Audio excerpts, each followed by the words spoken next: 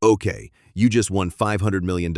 Congrats. That's after taxes and the lawyers. That's the number actually sitting in your account. And you've decided you don't want to blow it on jets and islands. You want to turn it into money that never stops. You want to build a mega mall. Your land. Your building. 150 stores inside. And every single one of them paying you rent. Every month.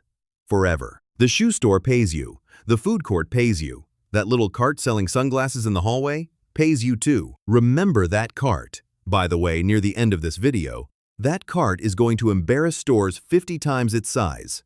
So here's your balance. $500 million.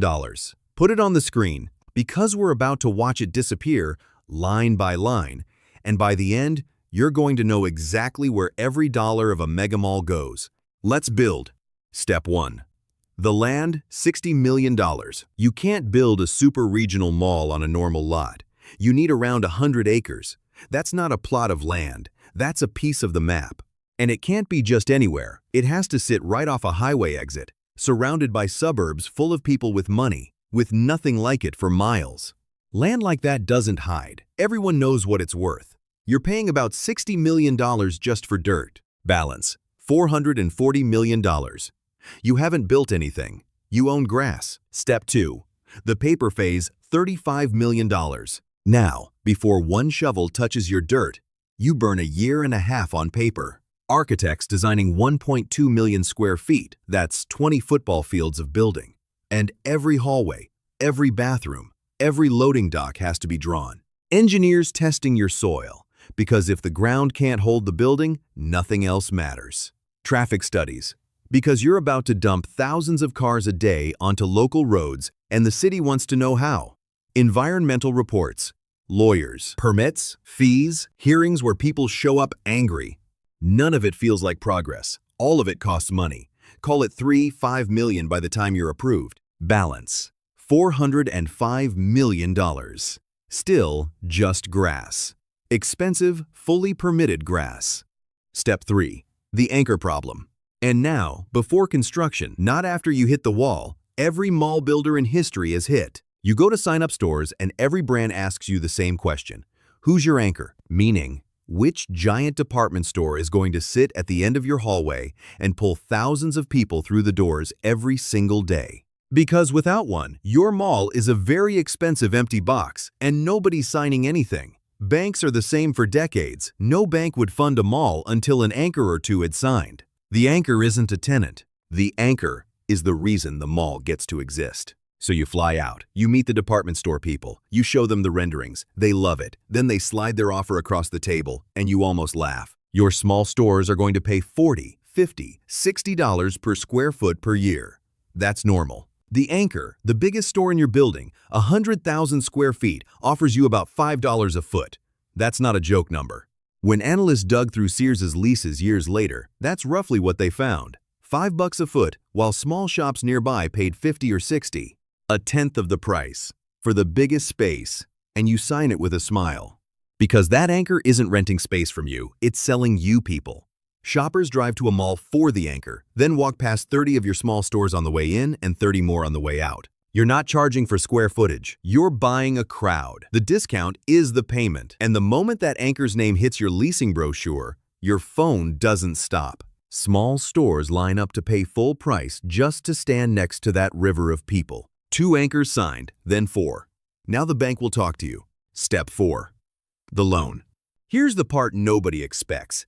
You won $500 million, and you're about to take out a loan. Because run the math with me.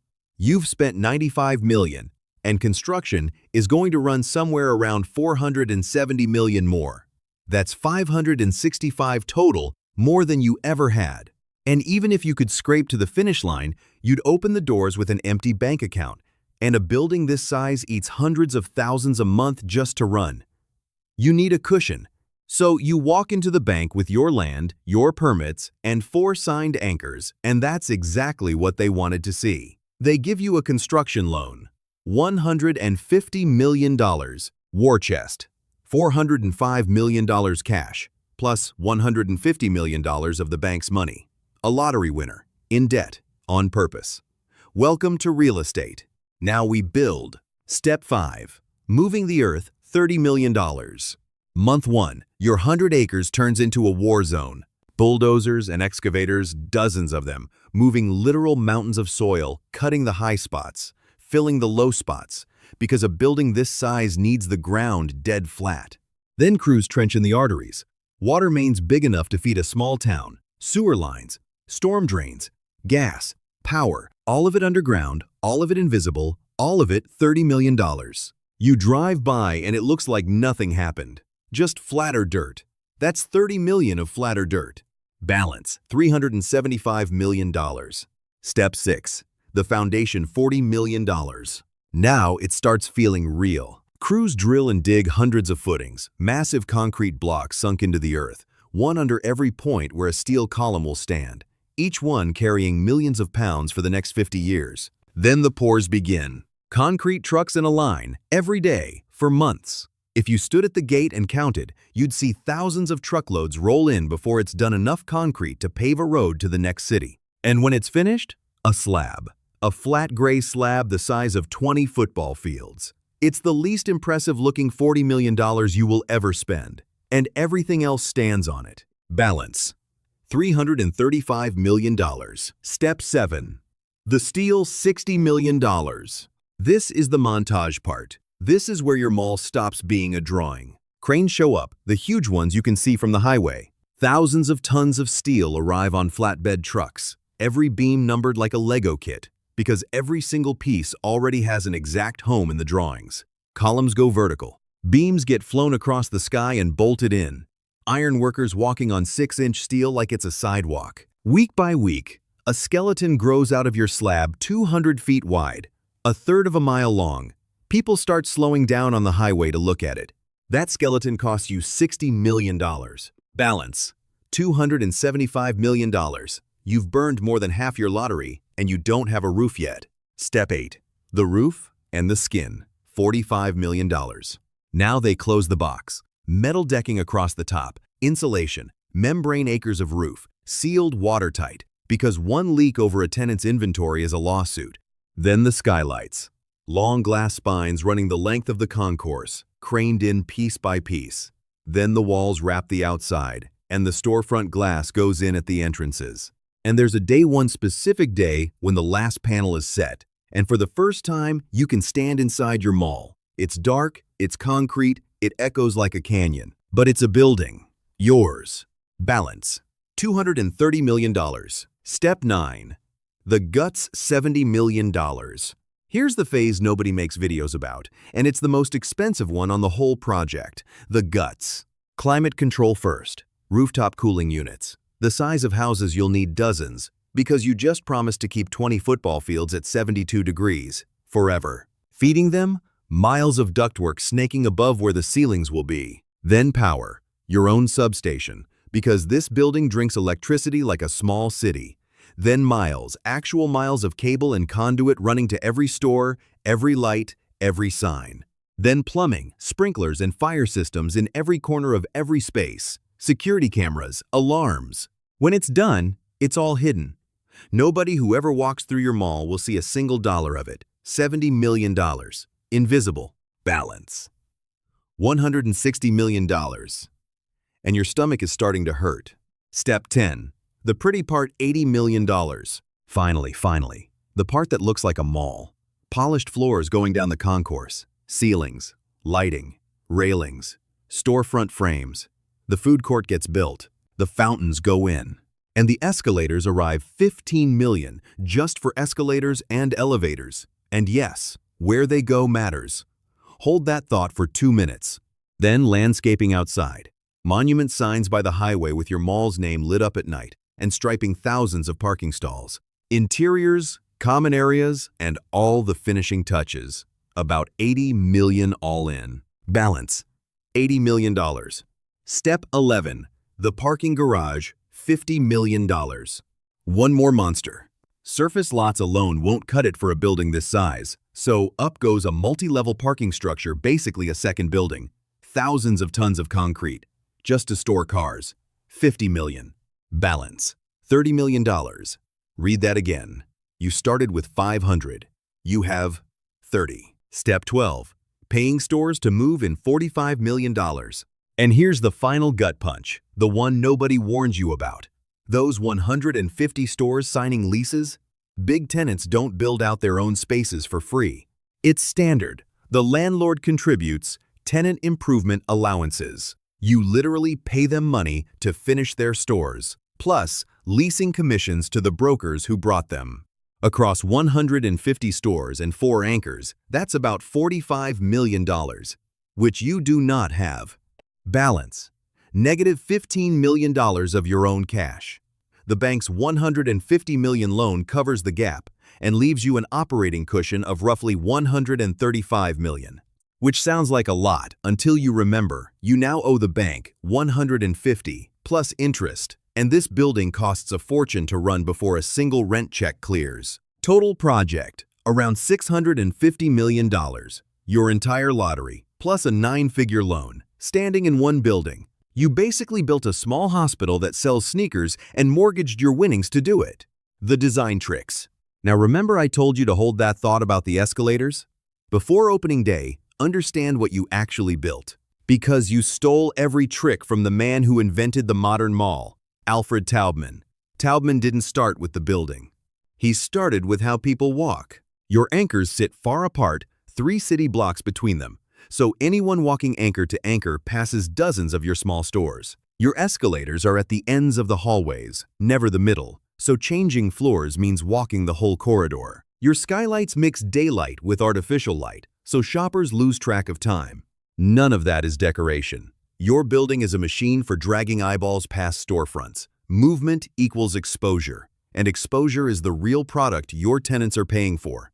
Opening day, the machine turns on. Ribbon cut, doors open, crowd pours in, and the machine starts printing from 4 directions at once. Stream 1, base rent, 150 stores, each paying a fixed amount every month, no matter what. That's the heartbeat. Stream 2, percentage rent. Buried in your leases is a line called the breakpoint. If a store's sales cross it, you take a cut of everything above. Breakpoint's $1.5 million, they sell $2 million? You take 6–7% of that extra $500,000. Your tenants blow up, you get paid extra, and you didn't lift a finger. Stream 3. This one's beautiful cam. Common area maintenance. The cleaning crews, the lights, the security guards, the escalator repairs, the entire cost of running the building. You don't pay it. Your tenants do. Each build their slice by square footage. You own the building. They pay to keep it alive. Stream 4. Everything that isn't a store. Ad screens, holiday events. And there it is, that sunglasses cart from the beginning. That cart takes up less than 100 square feet. But it sits dead center in your busiest walkway, where every human in the building has to pass it. So per square foot, you charge that cart more than a real store on the wall. Let that sink in. In your mall, size is not what tenants pay for. Position is. The smallest tenant in the building is, foot for foot, some of the most valuable land you own. 4 streams. And month by month, that $150 million loan starts shrinking, and your account starts climbing back. The part they don't put in the brochure. Now let me show you the dark side of the machine. Running this building, the cooling, the lighting, the cleaning, the guards cost hundreds of thousands of dollars a month. Forever. Property tax on a building this size might be the single biggest bill of your year. Insurance climbs across the whole industry whether you behave or not. And remember all those leases you signed in a hurry? The tenant's lawyer slipped something into almost every one. It's called a co-tenancy clause, and it's a trap door. It says, if a major anchor ever closes, the small stores near it get the legal right to pay you less rent. Some can walk away completely. Your mall can be packed today, perfect on paper, and one anchor going dark can let a dozen stores cut your checks overnight. Legally. You built the trapdoor into your own floor because you had to. No tenant signs without it. And that beautiful cam setup? Trap in there too. Shared costs don't shrink when stores leave.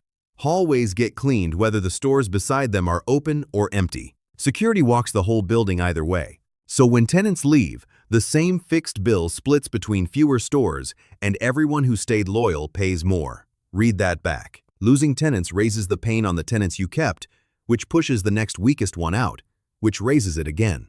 Vacancy doesn't just cost you rent.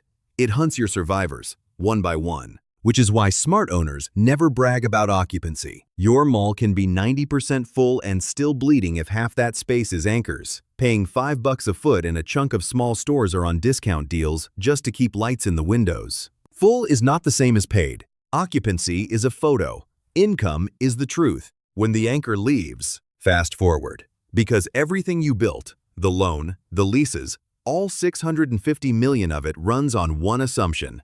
The anchors stay. For most of the last century, that was the safest bet in real estate.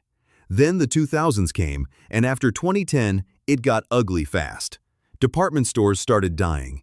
Sears, once the biggest retailer in America, went bankrupt in 2018, and roughly 80% of its stores sat inside malls.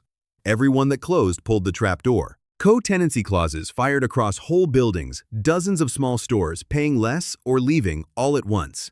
And you can't just refill a dead anchor. That space was built for one exact tenant, 100,000 square feet, loading docks, barely any windows.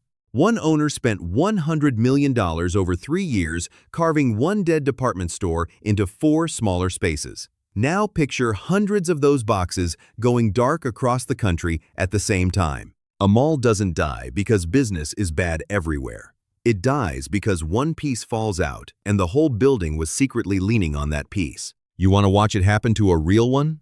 Rolling Acres, Akron, Ohio. Opened 1975. Sears as the first anchor. It grew into exactly what you just built.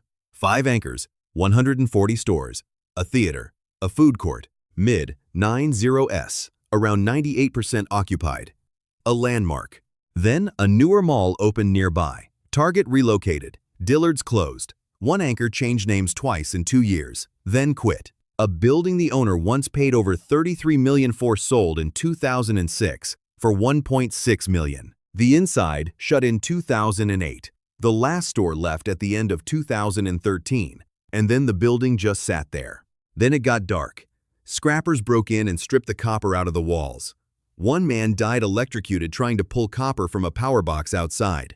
Vandals smashed the skylights, and for years rain and snow fell straight into the building, rotting it from the inside out. The owners stopped paying property tax over $1 million owed, so the city of Akron took the whole property and tore it down in stages. And today, on that exact piece of land, sits an Amazon warehouse, the thing that helped kill the mall, standing on its grave. 98% full, to rubble. No single day where it happened, just small failures, each one making the next one easier. Because while all of that was going on, the internet was stealing the mall's real product. And the real product was never the stores, it was convenience. The mall was the one place on earth where you could compare 5 shoe brands in one afternoon. Then online shopping let you compare 500 from your couch. The malls in the middle got crushed first, not fancy enough to be an experience, not cheap enough to win on price. The strong got stronger, the weak got demolished. The owners who survived changed what they were selling. Dead anchor boxes became gyms, restaurants, medical clinics, apartments, hotels. Slow and painfully expensive, but the idea is simple. A mall used to sell products. The survivors sell reasons to leave your house. The one thing a delivery van cannot bring you. Your mall. So there it is. 1.2 million square feet, 4 anchors, 150 stores paying you from 4 directions. You watched every dollar go in 60 million for dirt, 40 million for a slab, 60 million for a skeleton, 70 million for guts. Nobody will ever see your whole lottery, plus 150 million of the bank's money, standing in one building. Whether it makes your grandkids rich or ends up under an Amazon warehouse comes down to things you now understand better than most real owners ever did. Who your anchors are, what's hiding in your leases, and whether people still have a reason to walk through your doors 10 years from now. Because from the parking lot, a mall looks like a building full of stores. From your chair, it's one connected system, every store's survival quietly wired to every other store's, whether they know it or not. That anchor at the end of your hallway isn't really selling clothes. It's selling the crowd every small shop needs to breathe. And if it ever leaves, it won't leave a hole in your floor plan. It'll pull the floor out from under everyone standing near it. The building was never the business. The people walking through it are. lose them, and you didn't win the lottery. You just found a very expensive way to give it back. Quick honesty break. The visuals and the voiceover were AI generated. What wasn't automated was me sitting here for 30 hours, prompting every image one by one until it matched what I actually wanted to show you. If you've got an idea for what I should cover next, tell me in the comments.